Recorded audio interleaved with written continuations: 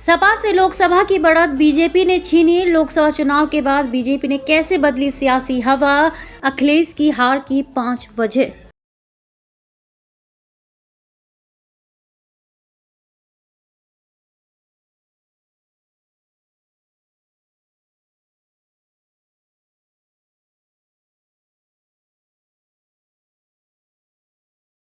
भाजपा ने 5 महीने में यूपी की सियासी हवा बदल दी। लोकसभा चुनाव में सपा को मिली बढ़त को भाजपा ने उपचुनाव में छीन लिया। भाजपा ने कुंदरकी और कटेहरी जैसी सीट जीतकर अखिलेश यादव की पिछड़ा दलित अल्पसंख्यक पीडीए फॉर्मूले को झटका दिया है। उपचुनाव के परिणाम ने सीएम योगी को मजबूती और भाजपा कार्यकर्ताओं को नई ऊर्जा दी है। सपा को अपनी रणनीति पर एक बार फिर मंथन करने का संदेश भी दिया। भाजपा को 6, एनडीए की सहयोगी रालोद को 1 और सपा को 2 सीट मिली है।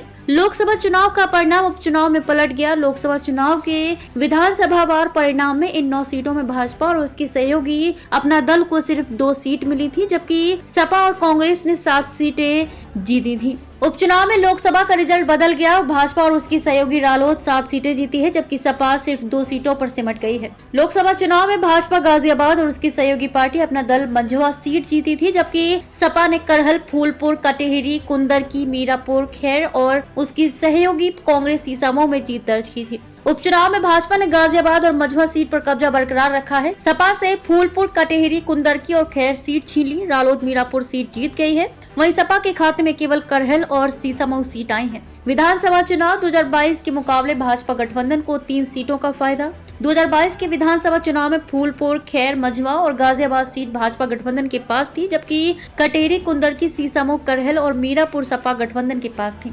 2022 की तुलना में सपा को उपचुनाव में 2 सीट का नुकसान हुआ है। वहीं रालोद अपनी मीरापुर सीट जीत गई है। 2022 में रालोद का सपा के साथ गठबंधन था। कटेहरी और कुंदर की सीट भाजपा ने सपा से छीन ली है। इस तरह से भाजपा गठबंधन को 2022 के विधानसभा चुनाव के मुकाबले इस बार 3 सीटों का फायदा हुआ है।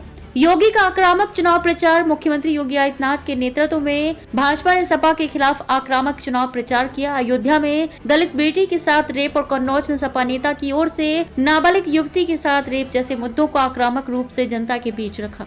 लोकसभा चुनाव के बाद रणनीति बदली। भाजपा ने लोकसभा चुनाव से सबक लेते हुए अपनी रणनीति में बदलाव किया। सबका साथ सबका विकास की जगह बटेंगे तो कटेंगे, एक रहेंगे तो नेक रहेंगे जैसे नारों से हिंदुत्व को धार दी।